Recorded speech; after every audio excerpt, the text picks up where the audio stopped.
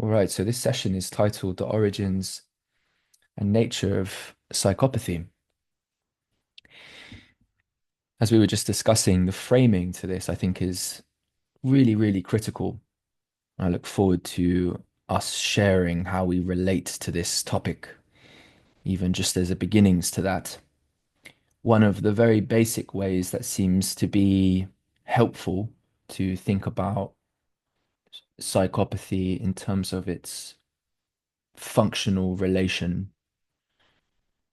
from an individual or from a system into a context of another, individual to individual or what have you, is the willingness to um, sort of reduce and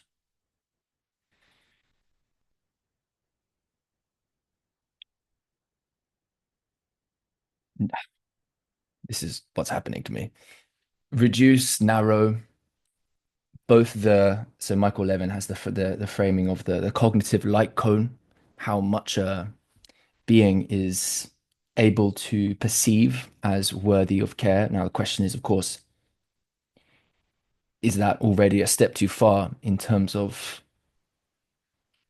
how to frame what psychopathy as a relation is out into the world?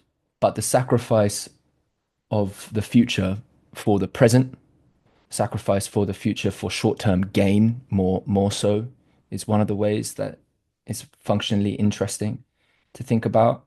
Maybe that's you could say that's kind of like the entryway into sociopathy, the willingness to reduce and mm, predate on the value and potentiality of the other and ecology, the relational field as such, in order for a particular kind of gain. Now, whether we want to say that's something that looks like power, what do we mean by power? All these things are interesting. Um, but there's something about the elimination or the disregard for value, both in the relational sense, but also in the sense of narrowing and cutting away, predating on the future potential, which seems to be relevant. So, yeah, framing is not so easy for me in my current state. But I'm curious what comes up for you guys in terms of relating to the meaning of psychopathy. And also, I'm really interested in its as close as we can get to its metaphysical function, really. That was part of my motivation. And apparently, I thought I had some interesting things to say about that. But yeah, I really, really, really believe that so much turns on how we relate to this phenomenon. And glad to be here with you all. So there we go. Um, yeah, to step into the potential metaphysical function of psychopathy within the population. And I'm curious if psychopathy, in essence, also exists in the animal kingdom, or maybe even in the plant kingdom. Uh, what I'm thinking about is the massive morphic power psychopathy brings. This sort of monomania that um, yeah, focuses on the short term, but it absorbs, I think. It's predatory and it absorbs. And I don't know if there's a I don't know the numbers, or there's probably like also a strong correlation between cases of pathological narcissism and psychopathy. And narcissism, I'm beginning to understand more and more, is also a sort of you have the grandiose and the more subversive, or let's say stealthy version. But it's all, I think, again, a case of a Also, again, a sort of mutating or morphing field of embodiment. So this grandiosity, I think yeah, what the psychopath doesn't devour, as in physically kill or absorb, it devours spiritually, or it devours and it incorporates into its own body. It harkens to himself, like I'm saying him. That's also already interesting. But to incorporate that and then presume that that is part of its body. So I'm seeing it as a force of, uh, yeah, mutative strength that is capable of um, acquiring energy, but also physical shapes and, well, systemic shapes, acquiring it to grow its own sense of self, and that sense of self is also highly predatory and ruthless, in the sense of, like, it doesn't it doesn't not only not respect boundaries, it just doesn't see them. I think it just automatically overwhelms boundaries. And then I'm thinking about the metaphysical, maybe the function it probably has, and then I try to look at it from a biological lens again. Like, what if we just take a moment to look at the human species, like the human organism at the moment? I think, um, okay, there's two lines here. It's like corporations being sort of entities, almost persons for the law, etc. But corporations looking for, like, well, very psychopathic entities, in a sense. If you just look at the coding, let's say, what they include. Also, the overrepresentation of people with psychopathic tendencies that are successful within those structures. Um, yeah, so what then we're looking at, like, what is the function of having multiple islands of psychopaths, let's say, of psychopathic entities that are competing with each other to gain as much mass as possible? That is presumably what they're doing, as much mass, and with that mass comes, I think, power, and with that power comes the will, or the ability to acquire more mass and more power.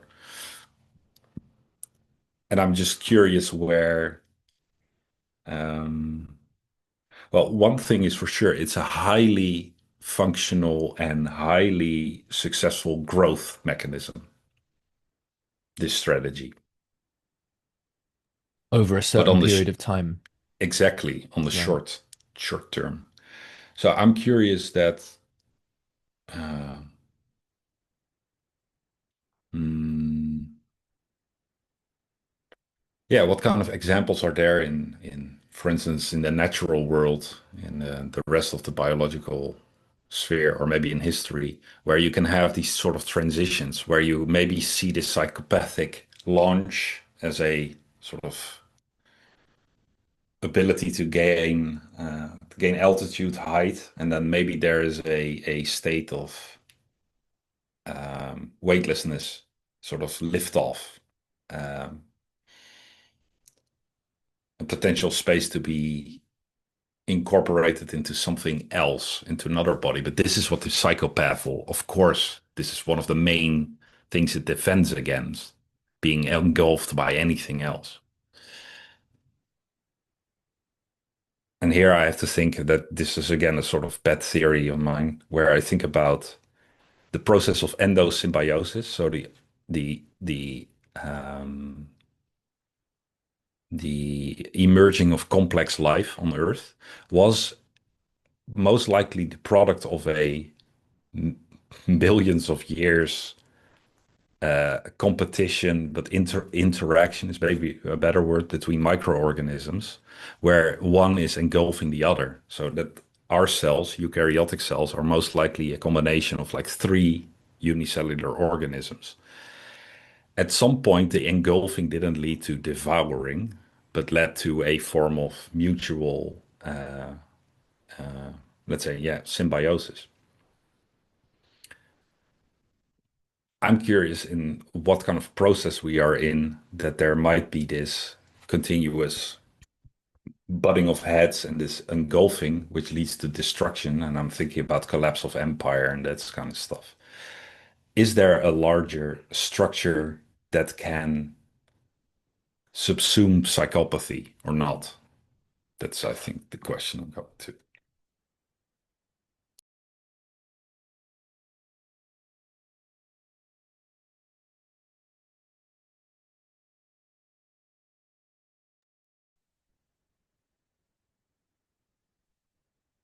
I can jump in with where my mind goes.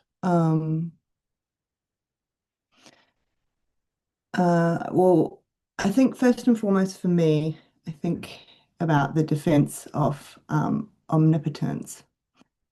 Uh, and I think I follow what you're saying when you talk about the absorbing, Simon, but I almost think about it as sort of a preservation, a there's something about psychopathy that almost feels like it's allergic to relationship. Um, and also that relationship is the thing that triggers the whole enterprise itself. So it's this hmm, it's like a defense. I almost yeah, I almost view it as a defense against humanness. This sort of this need to be so omnipotent that um, emotions are beneath me. That's really the way this shows up. There's a sort of desire to be emotionless and that emotions are beneath me. And that is part of I think, the sort of um, devaluing of others and this whole sort of idealization and devaluation that goes on. And so, this is why, at least in the therapy space, um, you know, a lot of people say it's just a losing battle, or it presents very particular challenges because the therapeutic task in and of itself um, requires, well, depending on the approach, requires some level of a willingness or a desire or an acknowledgement of one's humanness, if we call it that. I don't really know what other word to put to it. And so the driving quest to always be above everyone else. Uh, and this goes to, because I work in like I'm in an emotion focused modality. I see this as just this, again, it's like an allergic reaction to emotions, but much different to how it would show up in others. A real dismissiveness of their role, um, and also the relationship. I mean, I guess the two things go hand in hand. So that's where my mind goes. But I really like some of your questions there, Simon. So I'll be thinking on those.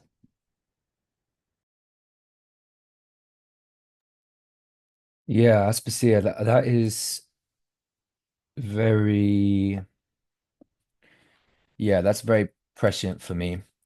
That I've written down here.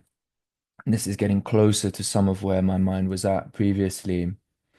I wrote down here an ultimate fear of intimacy, and a response to that being an attitude toward conquering the other with power specifically rather than strength to avoid that contact. And I think the distinction between power and strength is really key. It's not possible to contribute to the well, this is so interesting from an evolutionary perspective, right? Because one of the cases that's often made is that, yeah, at all costs, that's right, like ultimate. It's often the point is often made that there were evolutionary advantages to having someone in your tribe or larger unit who was really capable at killing people. And if you pointed them in the direction of the enemy, then that was going to bring an advantage. And so you might say from that perspective, well, that attitude, that, well pointed destructive attitude toward the other increases the possibility for integrity to develop in one's own tribe. I was going to say, strength being more something to do with the cultivation of uh, quality relations of an interior, whereas power being a capacity to orient and modulate and project, flows of ex something that is external, something which crosses membranes, so to conduit and that kind of thing. Because it, of course, seems to me that psychopaths do the opposite of cultivate a strength and integrity of relation in terms of the interior of a collective. But I'm just giving the other side that from an evolutionary perspective, well, if Genghis Khan is coming over the hill, then, well, it turned out that no one could stop Genghis Khan, really, right? There might have been one or two times, but not being able to do so did have the effect of, well, as a maybe more comparatively more peaceful type. I mean, God, I was listening to some lectures of really, really interesting lectures describing the, Spanish contact and Portuguese contact, Spanish contact with the South, Central and South Americans, and just stories of captains encountering just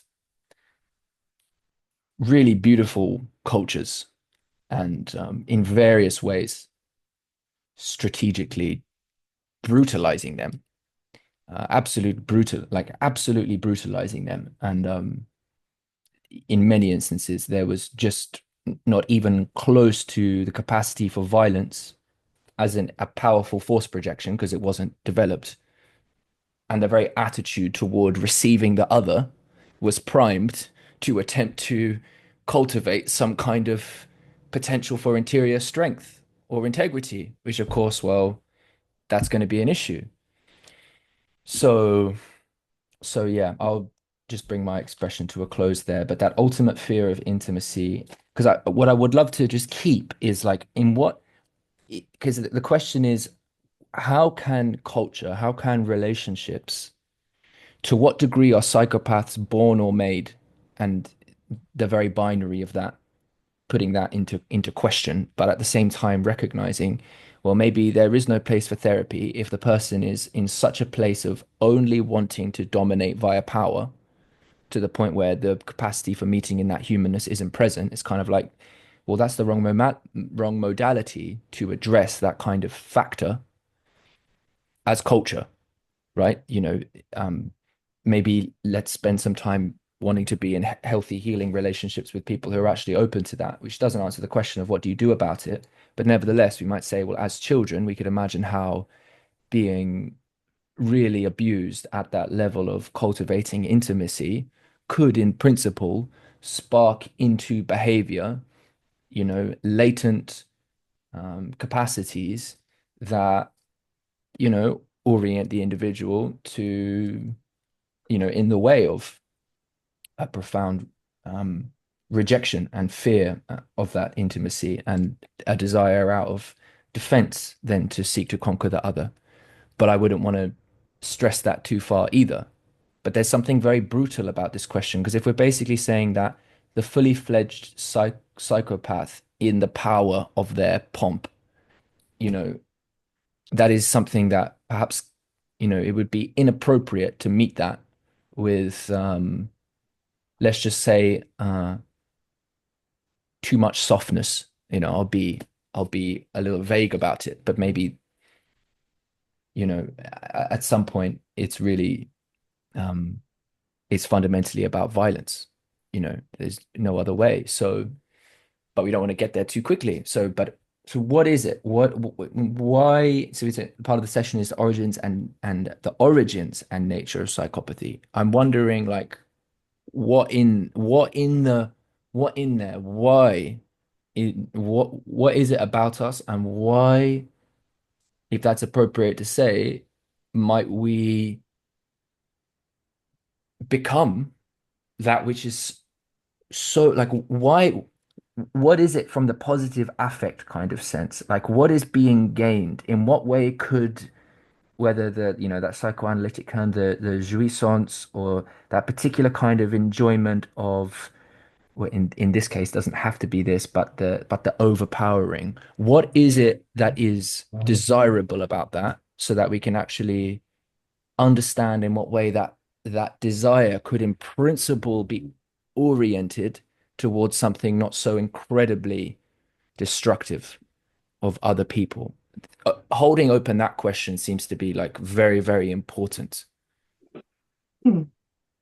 I think I guess from more of an individual perspective, but there's a restoration that comes with a restoration of one's place and prominence, and it's and this maybe goes back to what I was talking about before when I was talking about preserving feels like the right word for me because the acting out behaviors I see as sort of the secondary set of defenses once the primary defenses fail, which is just um, if denial, omnipotence, devaluation, like idealization, all these things. The acting out comes about when there is a threat to the idea of someone's sort of there's a breakdown in the ability for someone to defend against, feelings of worthlessness or helplessness. And then the acting out occurs to restore that. Um, Now, that might be very simplified. It is simplified. Um, but yeah, I don't know that I don't know that I don't see it as psychopathy anyway, as just being sort of the acting out tendency is just on 100% of the time and they're just like looking for opportunities to do that. To me, that's what happens when the first very sort of regressive defenses fail, which happens all the time because of relationship, and because of this sort of dual yearning for um, somewhere in there, there's this input of others in order to point to one's worth. And at the same time, any input of others is pushed back against. So there is, I see it as secondary in that nature. And yeah, I mean, I would absolutely, it would make total sense to me that that would come about from some, trauma and early life and early development. But there is something about psychopathy that, at least from my crude understanding and experience with it, is um, sometimes kind of doesn't really match. Like sometimes, you can work with people who have had just the most horrendous childhoods, and there's no psychopathy. Like so, it's there is something I think that is sort of more. I mean, if we call it genetic, there is that component as well, as how I view it anyway. But I'm really curious what other people think about that. I'd like to just offer some brief, um, not even thoughts, but maybe images that I'm getting when you two are speaking about this. The word allergy is pointing me to something. I'm getting the image like, okay, there's this great allergy to intimacy. So, and what is intimacy is this sort of, I'm just gonna ramble here, is like this entanglement. So, intimacy is a form of surrender where something can be changed as you are changing the other. So, it's super close contact. I'm getting the image of like getting close to the sun or being fully illuminated and then being shined through. And so there's this allergy reaction. So what is the darkness? I'm getting this image of an orb, of a dark orb.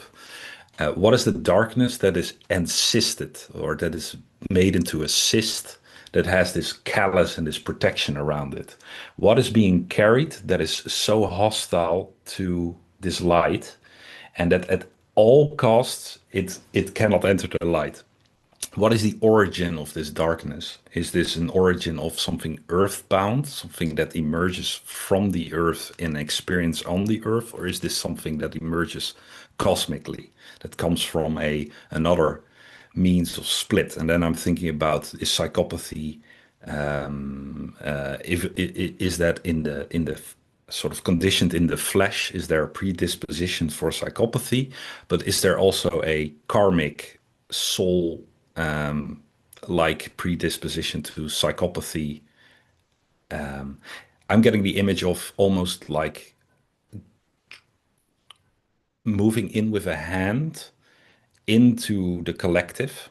The collective, I don't know if it's the human collective or it's just the collective field of the planet or of the cosmos, and grabbing that cyst, grabbing whatever darkness is there and holding it so it becomes an orb of sorts. So it's like it's almost like it's carrying something that's so difficult to metabolize within the cosmos, something that is so resistant to this contact with light. And is it there in the process of becoming? I don't know. Is this a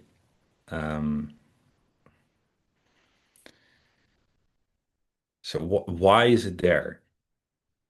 Is it like a balancing thing on a gradient? Because I cannot think about it being a mistake of sorts. I think it's just the condensation of a kind of energy, a type of being. But yeah, also again, then the question comes up: why do souls pick this as a journey that they want to incarnate with specifically this and carry it? So yeah. Yeah, really appreciate the metaphysical deepening and some of those images and relations, as well as the psychodynamic ones. So really encourage you to hold all of that in mind as you continue here. So I'm trying to get at that as well, Simon, with a tendency to look at that in terms of a form of modal inhabitants, relational inhabitants. And before I go there, I'll just go to where my mind initially goes with this topic. Uh, so I think of the weighting, if we were to consider it as such, between genetic and epigenetic development here. And so all that evolutionary psychology and biology is very interesting in this context. And survival in the evolutionary environment does require, certain narrowly focused projective forms of uncontained devouring sometimes in the name of the instinct of preservation, we might say. However, when you refer to desire term, I actually think of it the opposite. When I think of the context here, I think of if we go back to the psychodynamics that Aspasia was referring to, I think of those defenses and the failure of those defenses leading to projective sensibilities in whatever domain or context, socially and relationally. I see that more of an avoidance. So a fight or Well, flight. I hear you, but just to weave in, just in terms of where I'm coming from, use the word devour, which would seem to me to be like devour can very much be seen Okay. in the category of desire. I'm not saying that's like so for instance, after this football match I played where there was a lot of violence, I suppose, now I'm reflecting, I even used the word devour in a sentence to Taryn because I came home and heated up some spaghetti and I was eating it so furiously and I kind of communicated that I wanted to do that. Like this was a delicious bowl and I wanted to do it. I'm gonna get out my laptop, I'm gonna watch an Oasis concert and I'm gonna fucking, and and I was doing it so much I had my headphones on, like hitting the spoon against my teeth and making a noise and Taryn gave me a look. I'm like, please let me. I would really just love to be able to devour this. I'm happy. I'll go sit outside. I don't want to annoy you. Do you know what I mean? Like, I understand if this, I want to go somewhere where I can just devour. And there's a sense in which, like, devouring the spaghetti was a better attitude than like arcing up and attempting to potentially instigate some more violence in this match. So I wonder, like, the to how we cultivate that desire, just to pass it back over to you. And I agree with the avoidance piece. But there's something of the whether they want to use the language of perversion. I mean, we are talking about the psychotic in this sense. Yeah, please. Yeah, so just to bring that in as well. So what I'm considering here is, I mean, I'm thinking fundamentally of there's a distinction here. There's people who have a very low degree of psychological flexibility, right? So those are the more impulse-driven, very short-term game. But then I'm also thinking of a distinction between that and the more Machiavellian, moderate-term game types. That might be what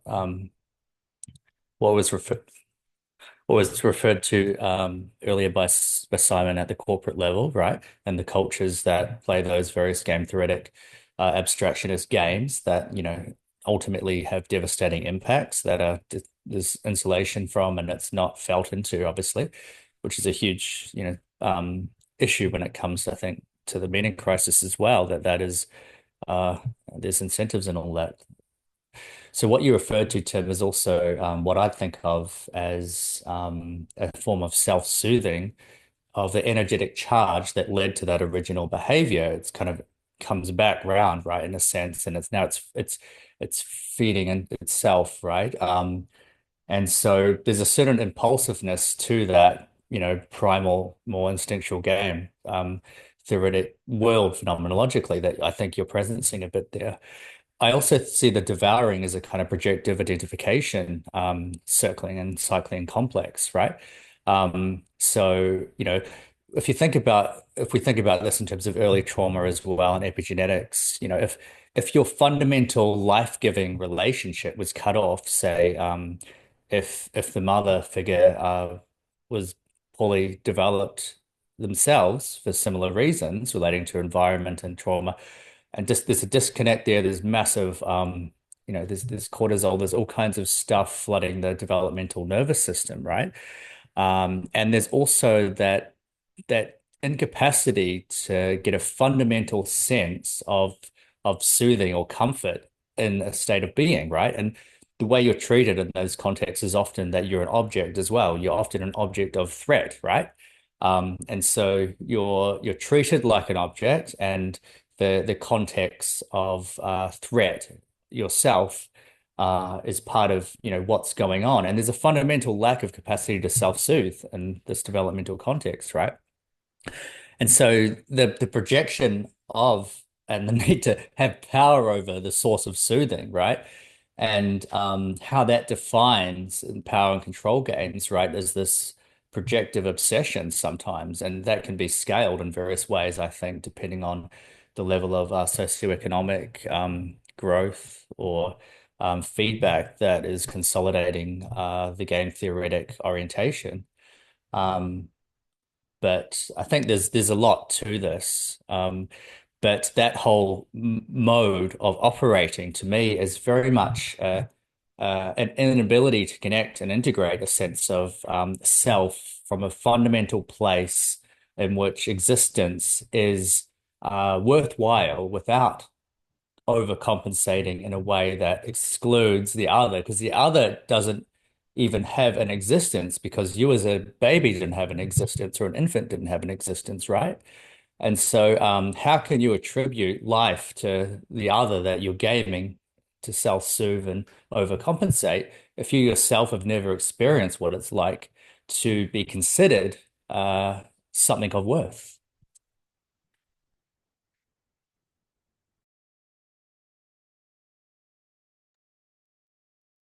Yeah, there's a that was great, Cam. Thank you. There's a few things, quite a few things there. I'll just note that the final question you made, um, would, was toward the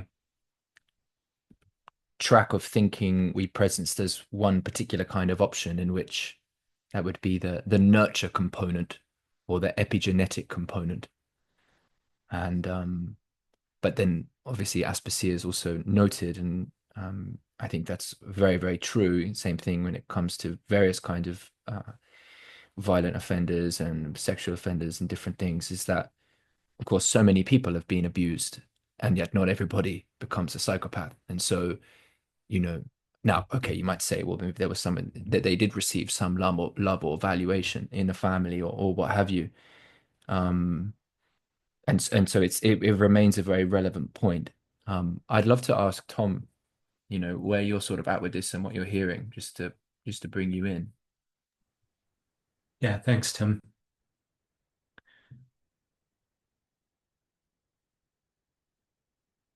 Yeah, I really appreciated the move you made before, Simon. I kind of felt something very expansive coming in there with the kind of cosmic hand, and it flipped a few things I was thinking about upside down.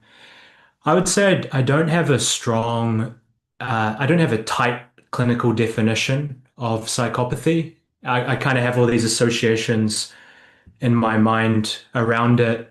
But I'm even noticing now, just listening to you guys, it's kind of that image is warping for me. But there's one side of it to me that feels very much like a machine. Like there's a coldness, there's like a sharpness, there's a steel. And then there seems to be this more demonic element that's very explosive.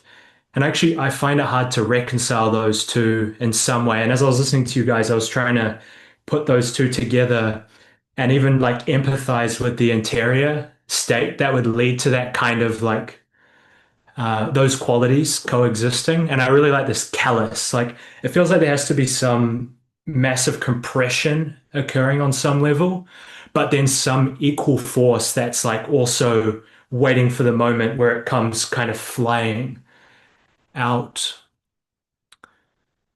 And yeah, I had another image of like a rubber band being stretched past its elasticity, where it no longer has that snapback.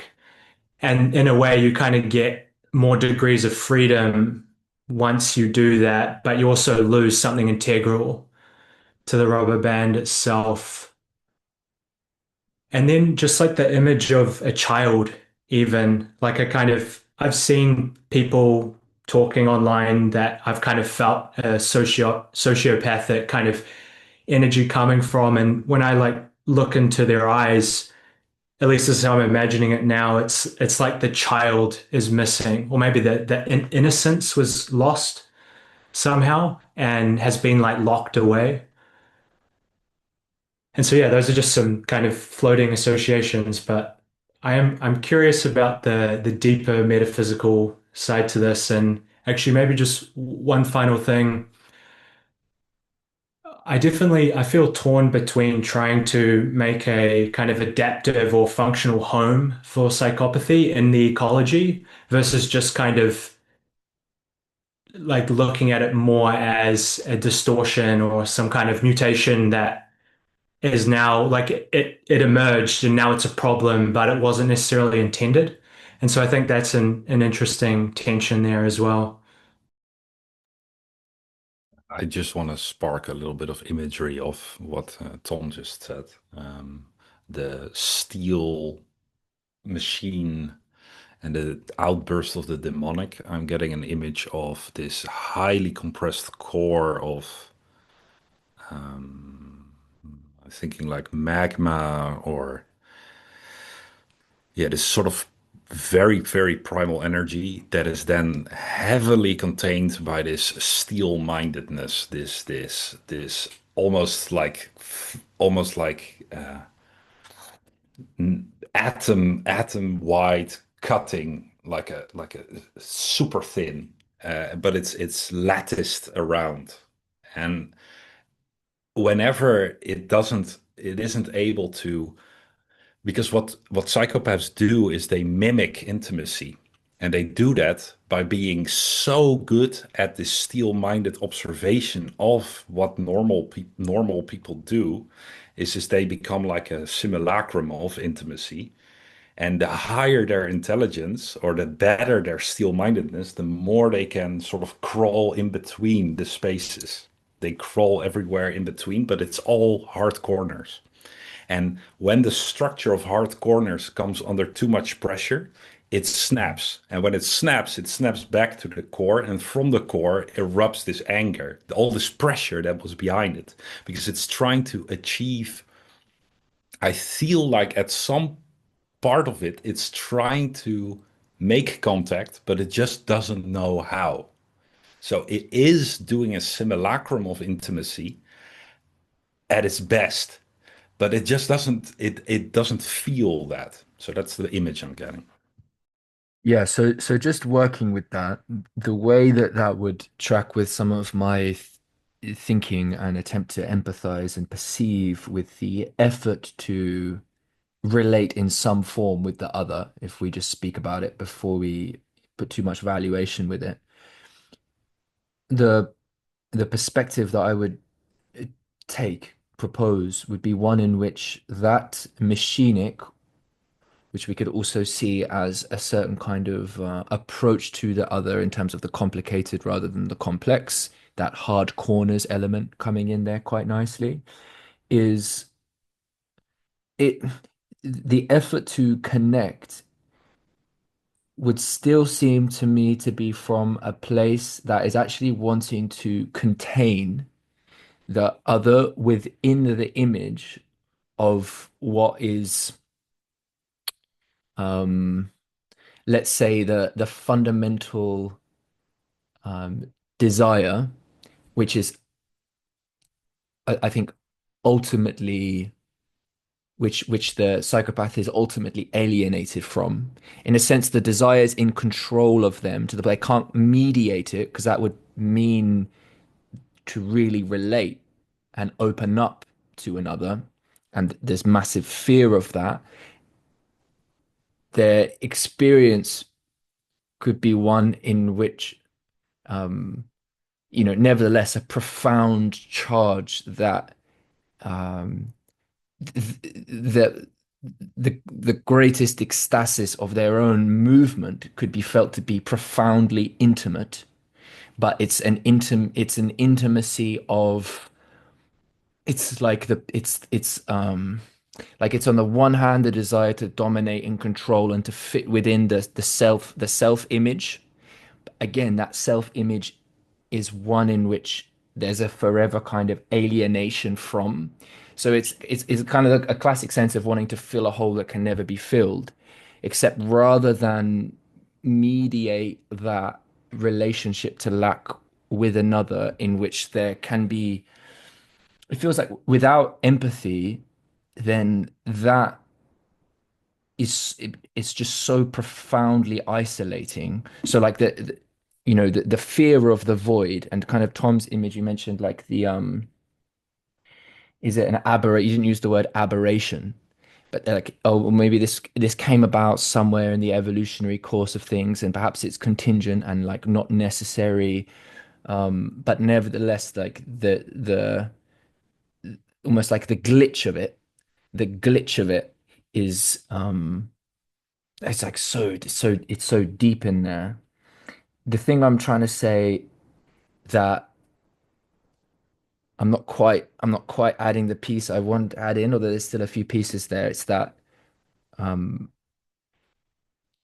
the best like if the mode of behavior is still, let's call it psychopathic, and this speaks to some of what Cam was speaking about in terms of like some of the externalizing projection type things, there's a sense in which no matter how close to satisfaction or an effort to engage the other that might be, you want to say, at the heart of the effort, it's always already been twisted. Like the aberration has always already happened. The fear or the avoidance is so deep that whatever comes next, it's like no matter what, the in the ecstasis of the like the consuming and the devouring of the other in order to bring within their having image rather than continued being relation of whatever is thought from that very unconsciously held self-image that's necessary in order to have intimacy with the other, it results in the kind of feedback on the one hand might be profoundly, whatever, plug in whatever neurochemicals you like in terms of motivating, but yeah, would seem to like maybe just increase that deeper sense of lack because it was twisted in that way. And so like there's a sense in which the concern might be with psychopaths is that like psychopathic behavior breeds more psychopathy. Like it, and so what do you do about what do you do about that? That's why I think it's like how do you reform something that the longer it goes, let's say unaddressed, whatever that address would mean, it's always building itself into an ever more kind of self-alienating monster fundamentally. alienated from self and also inherently alienating of others. And how could you, and if that's the case, then in principle, a culture would want to be able to address the, that phenomenon earlier on in development. And, what kinds of, this is somewhere where I would like to really be able to press Les, because a lot of Les's stories are about some of the most like vicious incidents of violence that might have taken place in families or between people, and then you'd get them all in some sort of community process where you might have the abused and the abuser or the family of the abused, and in some way being able to kind of like unlock the free energetic potential to orient things in a different kind of direction. It's just, it's never the thing about human beings is that there's the potential there, even without having gone on the journey of the psychopath, to find oneself committing tremendous acts of violence. And so we'd want to be able to distinguish whether or not we're dealing with someone who had been engaging in the psychopathy, breeding psychopathy, rather than, acts of passion and anger and, particular kinds of response to trauma in situations that where let's just use the language of the soul, where there's much more of a soul that is in fact open to connection. There's a sense in which psychopathy that breeds psychopathy would be a continued cannibalization of the soul, if we're going to use that language. And so, interesting question. Simon's question is, why would souls choose to come and undergo such a thing? That would be maybe something that could be generative in response to that, without taking a stance on the ontological reality of just what that exactly is. But why would so the question would be, what is desirable about the self-cannibalization of one's soul? Why that response? Jordan Peterson will say something like, that there was something about the very nature of being, and it's the inherent manner in which suffering relates to that which is, finite, and in a sense like forever incomplete, and a whole bunch of whatever stuff. We could say more stuff about it, that there are particular kinds of existential response to that. um and so, I'll just finish with this in terms of like a possible intuitive answer to Simon's question there about why would a soul want to reincarnate in that way, is that if there is the capacity to reorient that dynamic to whatever degree, then there would be like like you could like a tremendous service in that, because it's kind of, you might descend like 8 levels down to hell, but actually find some context in there, impossibly, to affirm that, you know, being could be otherwise, and that love might be encountered in such a place. And so, there's a value in a culture being reminded of just how depraved and challenging or challenged people can get, and therefore what they might go about doing. And a wise culture could look at examples of that manifesting in individuals and want to try to recognize what kind of fail safes and protective measures culture at another level of analysis might take, so as to relate with those individuals. Now, of course, we don't live in that culture, and we live in a context in which the systems that predominate in terms of power would do seem probably to select for those types of individuals. And so the whole relationship between power and strength and love and these sorts of things, this is one of the, it takes us in a slightly different direction in terms of like the, framing for that could be something like, reckoning with psychopathy in the workplace, a bit more. Anyway, I wanted to say hello as well to Kai and Charity. This is Kai's partner, Charity, there. So it's nice to see you guys. You're more than welcome to join in. You've definitely been with the flow long enough now. Hi. Yeah. Can I jump in quickly there to something that in response to something you were saying there, Tim, was I think there's like an unconscious identification with the depriver, though. Like if we think about this going back to just very early deprivation of some kind, I think the superiority comes from a depriving oneself of the need for emotional contact, the need for intimacy, true intimacy. I mean, I know there's a performance of that, and that's kind of playing a game, and we can get into all that. But there's this I think the superiority comes from uh, yeah, identification with the depriver. So they just and the thing that would I just don't know that they could let that into the system. The thing that might, you were talking about love, and I was just thinking how opposed that is to this kind of, yeah, this process that just eats itself. There's a manner in which the feelings of worthlessness and the feelings of helplessness and all of this are kind of, projected onto everyone else, and this keeps them in the prized position.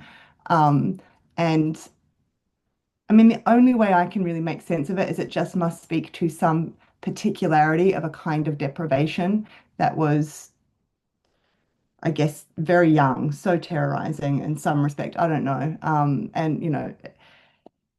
there's a need at all costs. That's always the words that go through my mind. There's just a need at all costs to preserve that structure. Um, and that's what just makes it such a difficult, yeah, such a difficult thing to work with.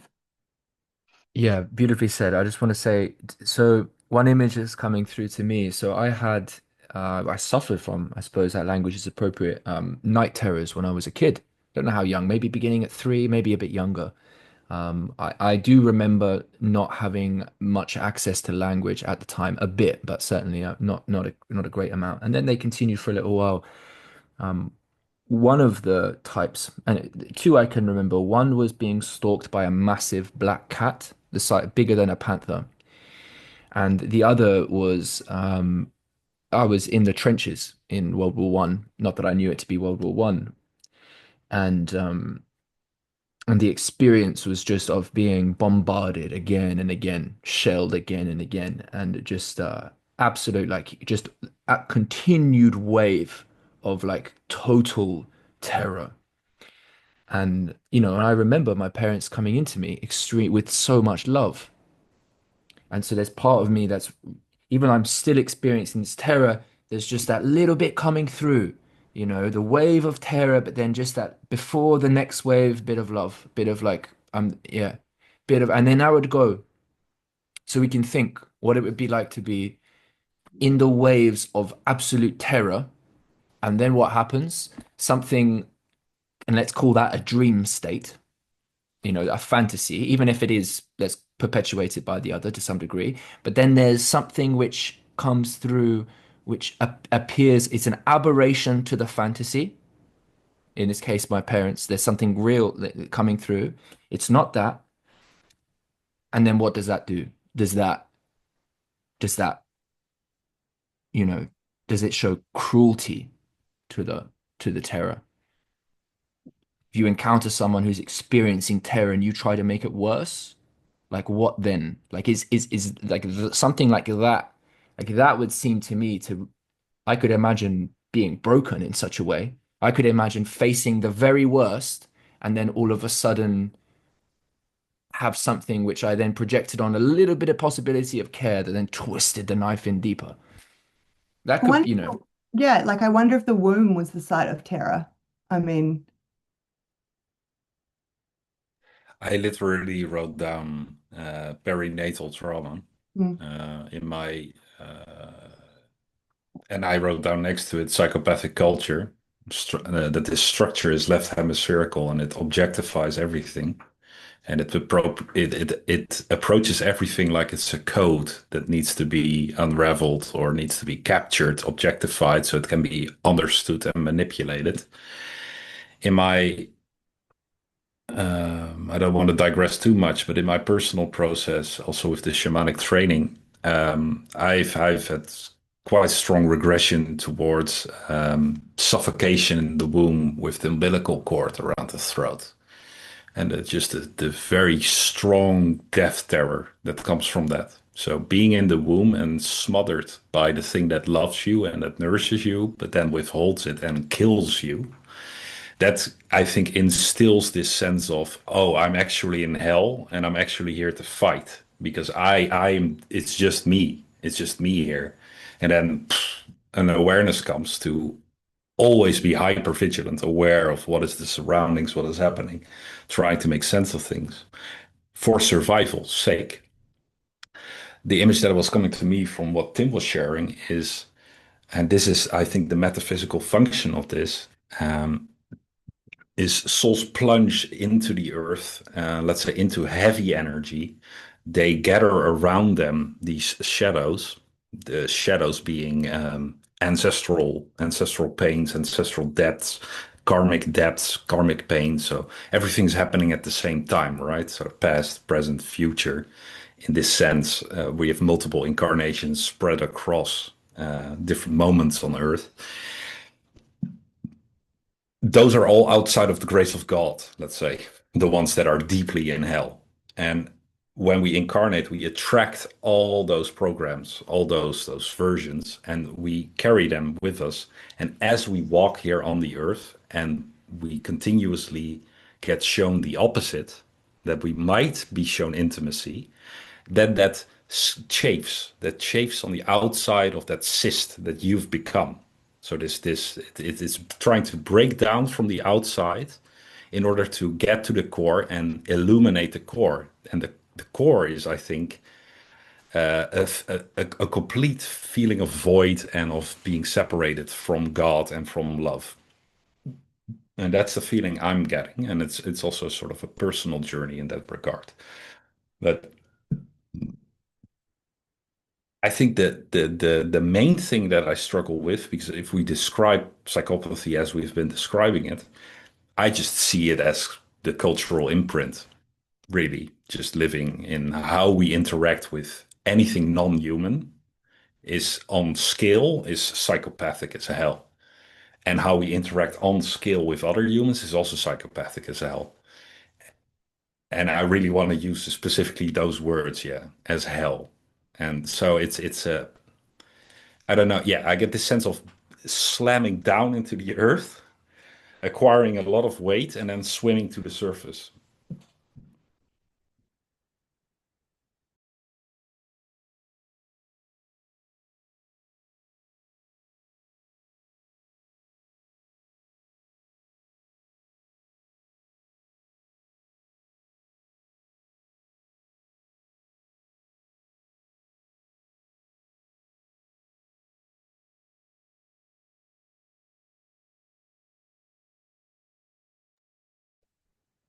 The question arising in me, in myself is, so what is to be done about it?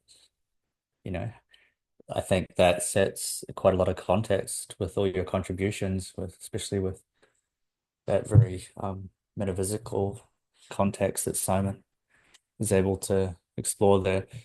It gives us a bit of context on many levels, so we can form, or at least begin to form a relationship with this, and refreshed a bit more perhaps.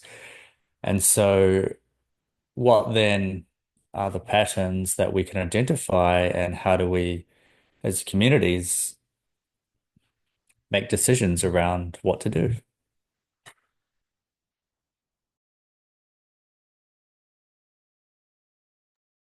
One thing that immediately comes to mind, because at the macro level of that, there's something so massive about that question. And so whatever I'm about to say is obviously not a total address, extremely partial. But one thing to begin factoring would be um, the capacity to kind of recognize who those most enabling of the most capacitant or powerful psychopaths are, who themselves are not psychopaths, but who are caught up in the dynamics in some important way. What is it to actually recognize and address those people? What are their core needs? And in what ways are they contributing? And in what ways can we really distinguish the essence of victimhood and so as to know what it is to relate with empowerment appropriately as well, what it would be to empower those who might be well placed to defect from a psychopathic orientation, systemically, relationally, or otherwise. Because, you know, at least that's something worth considering. Um, because it would seem like the more successful a psychopath is, the more they have social capital, various forms of capital fundamentally, as a synonym here for power, to bring into the process of their own projection and defense and whatever else. So what kind of attractors, you could look at it that way, what kind of attractors, what kind of interventions, all different ways of approaching what it would be to open up relationship to other. You go real into the membrane and, attempt to extract uh, or, say, hey, there was this glitch here.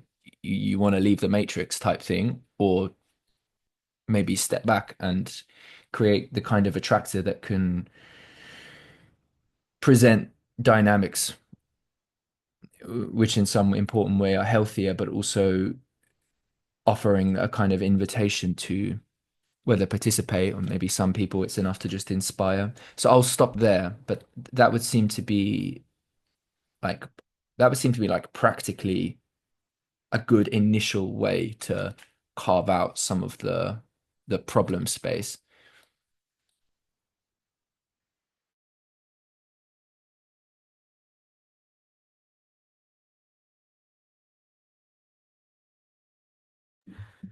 Hello. Oh, sorry, Tom. No, you You go go. for it, Charity. No, no, please.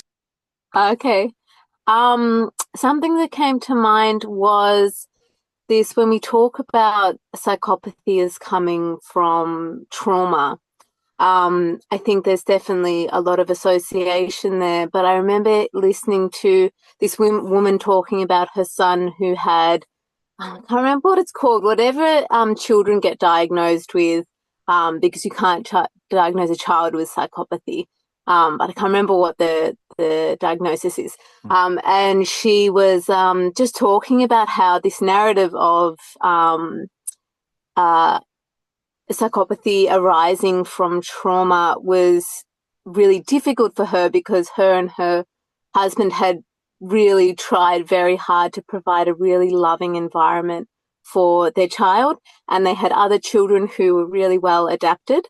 And so, yeah, I get that's coming to mind. Yeah, this narrative of trauma, and there's definitely potentially a genetic aspect, but then also potentially a perinatal aspect as well. What was going on for her during pregnancy?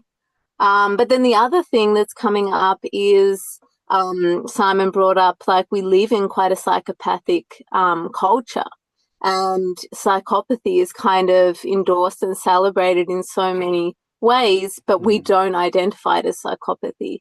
The most powerful people would definitely be considered psychopaths. The Trumps, the Netanyahus, the Bidens. But then there are our pillars of inspiration. And so I think for some people, and so I think, yeah, it's really difficult, and it's, yeah, I think it needs to be we need to address it culturally and then also individually. Anyway, that was just some of the things that came up for me. Yeah, I think that ties in. Oh, Aspasia, did you want to, or is someone going? Oh, who's going? Oh, bye, Cam. Nice to see you. Yeah, I think that was really well said. It ties in nicely to where I was going as well. I feel like one thing psychopaths love is levers. Like they're really just in the game of how big can I make my lever. And I kind of the jouissance of it is like look how big this lever is that I can just crank and watch like the fireball kind of Jeff erupt. Bezos's recent wedding is a great What? example. I didn't see that. Well, nor did I. I just noticed that. I mean, basically, like ridiculous amount of money and all A-list Hollywood stars, people that have no relation He to hired Bezos or out, I his. think he hired out the whole of Venice or something. Like Oh he my hired out God. the whole place. Yeah. Oh, that's so crazy. Yeah, so I feel like power, the accessibility of power as such is like a really important thing here. And we live in this culture, as you were saying, Charity, and also like structurally the kinds of levers that can be created right now, particularly in like a more market-driven culture. I think they're just so big. And so there's a really like there's problems with asymmetries. And then also just the I feel like a psychopath feeds on pockets of weaker coherence. So it's like this, if you have like a real social fabric, it doesn't matter how good the simulacra is, it just stands out. Like you see a wolf in sheep's clothing when you're actually like surrounded by a bunch of real sheep, you know? It's probably not the best metaphor because of how we normally talk about sheep, but No, it's good. I think that is a good one. Um, I noticed something subtle in myself, which I is worth being critical about. Not, not in a basic way, obviously, but I do recognize in myself I am I believe I've always been, and I, of course, could be wrong, but let's say the myth I'm telling is that I've been fairly astute at recognizing, let's say, people who I don't vibe with because of not just at a level of like, oh, vibe, but that there's maybe something, maybe not a wolf in sheep's clothing, but a potential for wolfishness, or maybe it could be that, or and there's just, but I recognize that I part of what I'll often do is, uh, unless conflict is necessary, and in many instances it's not, you know, that you can kind of just move away or isolate the people you care about from it, or like not invite them to something, or maybe change up what you're doing, you know. And but the problem, the potential problem with that is that there can be a ceding of ground. Like take the football example today. Like there may have been no psychopaths in their team. There was a couple guys there who like eight or nine of them completely lost their heads. Literally, as I said, five red cards, including the coach. And we literally didn't do anything. Like it was just competitive. And and I could tell there was like a couple guys who were just like they just wanted it so bad. Like they just wanted like the violence to erupt so bad. And I'm not saying that that's psychopathic necessarily at all, but we did cede a bit of ground. Not much, like we stuck up for ourselves, but the ref ultimately, as I said, ended up sending off one of our guys who got like hit to the ground. He got punched in the face, fell onto the ground, and he ended up getting sent off. So we played the rest of the game with 10 men and they had 11 because all their guys that got sent off were off the pitch, including their coach, right? They were their subs and stuff. And so the point there being, well, if you cede ground, then what do you have left? Now, in this case, you could draw the game. It doesn't really matter. But if you decide, oh, well, this person's meddling a little bit with the stuff happening in the town, but we're just going to go over here and build a nicer thing. And yeah, I am interested to turn it into like the context of the project a little bit. One thing that the project has so far not done is really be able to invite people who have a desire to combat their perspective against someone else. And it's not psychopathic to do that necessarily, but just take people who are influencers who might have that way about them. Or I'm interested in contexts in which, in principle, I guess like the certain evidenced ethic of interaction is such that warrants a holding to profound account on that very basis. And in perhaps language of that, which let's just say hopefully can transcend but include that, right? And it's not it's thinking about just what is necessary to go into enabling that kind of context, I think is a really valuable question that could potentially help address some of these dynamics. I'm getting I'm getting the image. There's often used the pyramid to describe sort of structural asymmetry, and one who is at the apex of the pyramid is like holding all the power. But the pyramid is a good visual representation of the, let's say, the numbers of people. It's not a good representation of the expression of power, right? It's almost like it's an inverted pyramid on top. Let's say the bulk of the power is on top, and there's lesser power below. So there's this inversion. I'm getting the picture of what these, for instance, I'm going to just use billionaires because they're the easiest example. They bloat.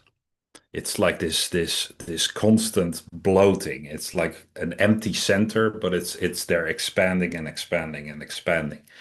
And it becomes clearer and clearer that the center is Botox. Yeah, nice. That the center is a laminated face. I heard someone describe Elon Musk as that was great. But that the center becomes more, the hollow center also becomes bigger and bigger and bigger and bigger. So it's almost like a fruit bearing plant or tree that's growing these heavy fruits at cost of the rest of the resources of the plant. So the tree is like buckling under the weight of this fruit that's being grown. When is the moment that the twig snaps and the fruit just drops, right? What is the moment that the birds come in and start eating the fruit or it's plucked? And what happens to all the nutrients that were absorbed in this fruit with the hollow core and that falls on the ground? What seeds do these guys carry? What seeds are in there? Or is it just empty, vacuous accumulation? I'm not sure. I'm getting then curious about. I have to think about the medieval times, and that there's often this saying that the Renaissance could only happen because of the Black Plague, because there was such a distortion of the leveraging of power, because there were hardly any people to work the fields. So the people that had to work the fields could just renegotiate and say like, look, I'm only doing this if I'm getting like X amount of money, and if I get my own estate or whatever. And I talked with Tim about this. Is like in the techno feudal, what these guys are attempting to do, or these systems, the centers of this cycle. I also want to introduce the sort of transpersonal in this, because I think there's this bodiless or this body traversing entity that these guys are hosts of, possessed by, and this is way more than just the individual billionaire. It's all of them, and it's like this mask, this sort of Moloch or this god that's grinning behind it. And I'm just very curious, like what it cannibalizes itself, and it destabilizes the own ground on which it feeds. And where are the tipping points? And what comes in and what is capable of introducing that tipping point? That is the main thing I'm curious about. What can be called in that says like, look, we're gonna just snap this twig. We're just gonna tip over this pyramid, or if the pyramid is becoming smaller and smaller at the bottom because they're going higher and higher and higher, at some point they become way more precarious. So it starts swaying and it becomes easier to just topple. So I'm thinking about what is that? What comes in? What can come in?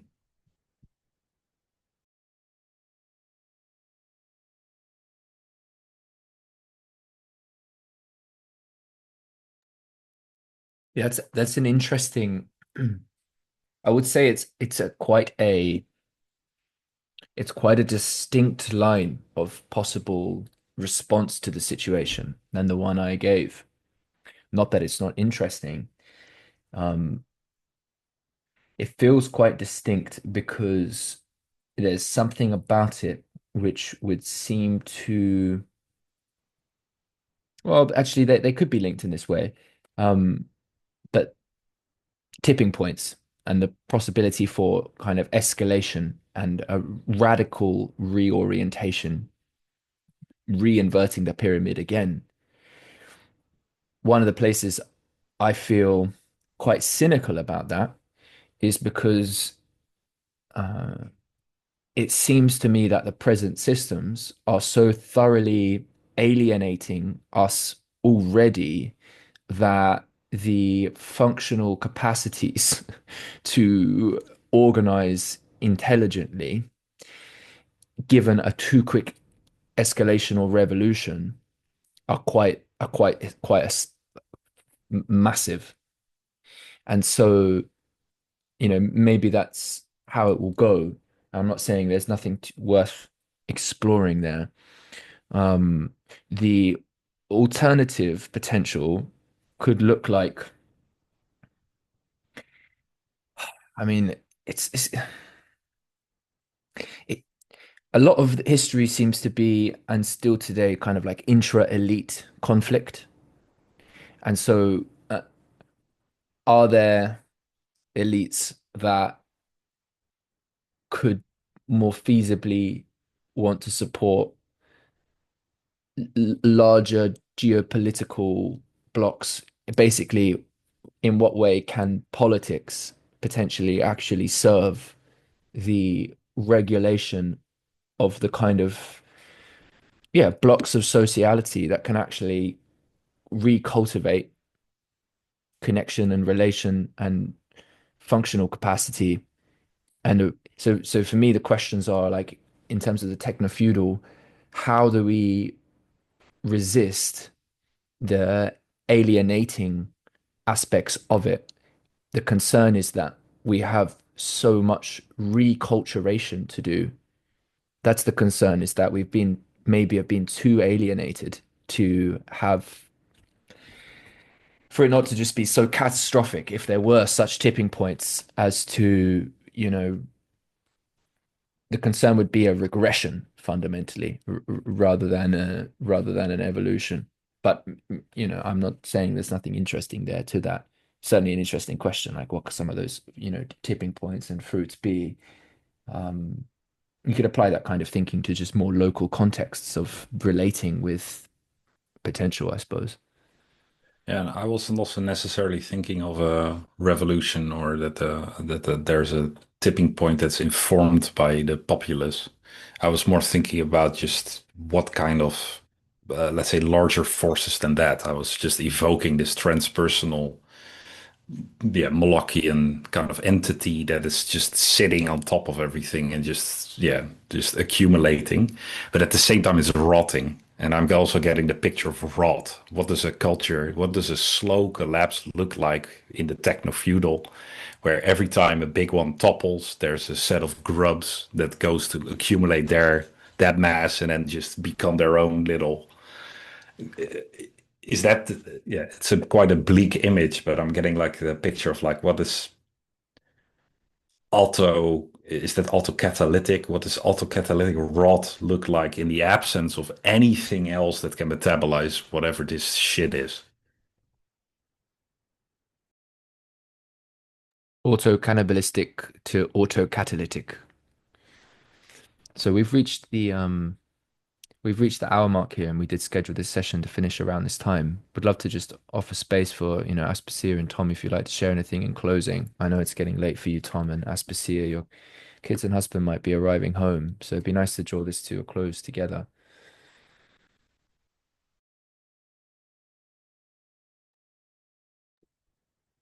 No, I've really loved this on so many levels. And it's bringing up lots of questions for me now as it comes to a close, which I know will be with me for many days now. So I'm just really thankful for this one. It's been really enjoyable.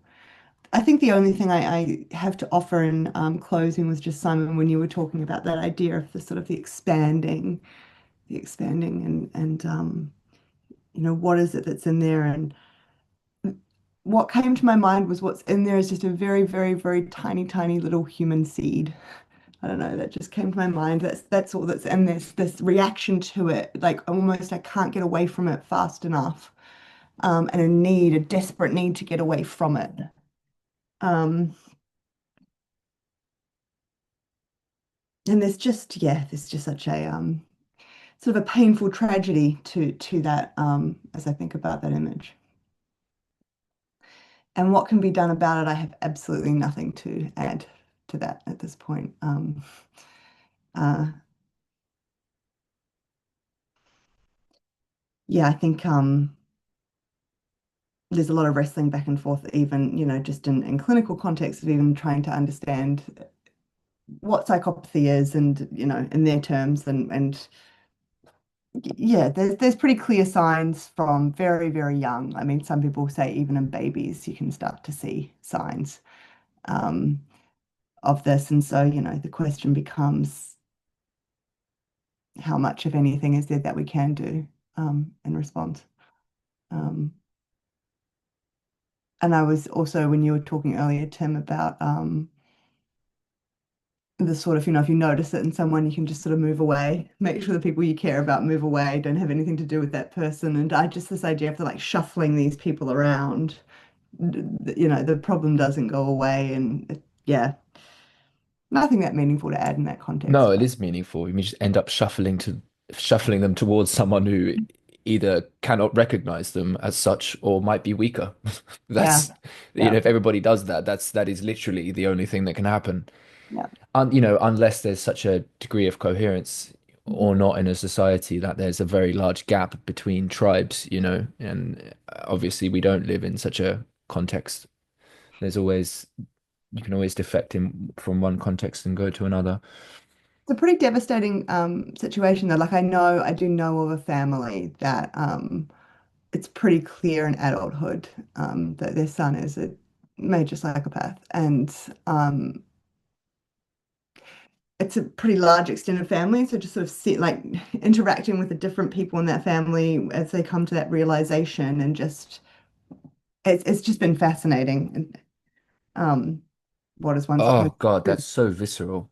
It's Yeah, what so is one awful. supposed to do is that, So and awful. yeah, yeah, Well, and sorry to keep speaking, but the most the thing that I'm mostly feeling, or that's giving me more of the overwhelm of tragedy, presents. Not that I don't have compassion for that, of course, but the question of, well, it's the question of where, what might otherwise be thought of as a deep profanity in terms of turning toward violence and yeah. actually becomes sacred, and just what the costs might be for that, and so what what do we owe Yeah. value? What do we owe the sacred, which might itself, you know, uh, etch uh, pain in the deepest ways into our souls? And that question is like, Yep. how to actually bring that question into a context of real cultural relating so that can be mediated, because there's obviously like a bullet ricocheting, there's like a million ways that one can completely go off the rails right at any particular point. So it's the question, it is ultimately, it's the question of violence closest to home. Yeah. And well, I think above all, we can say that as a collective, this is the question we have like most failed to um, Mhm. answer in, well, we've got a bunch of different answers, don't we? But it is a strong narrative that the old Game B guys do tell, Jordan Hall and Daniel Schmachtenberger. It's always been key to their baseline mythification of our story, which is that effectively, dominant culture, as expressed essentially almost everywhere, just got a lot better and more willing to use effective means of violence, both in the creation of the technology to enable it and then the capacity to employ it and shape the population so as to be able to do it. Because, you know, plenty of evidence of more peaceful peoples that aren't here today, right? So that becomes part of the conundrum as well. Anyway, so Tom, if you'd like to share anything just in closing, and I'll stick around as well. Kai and Charity, if you'd like to share anything, but I just want to give Aspasia and Tom time to move off after this. You bring it to a close for us, Tom. Cool. Yeah, I'm not in any rush, but I'll give some closing thoughts.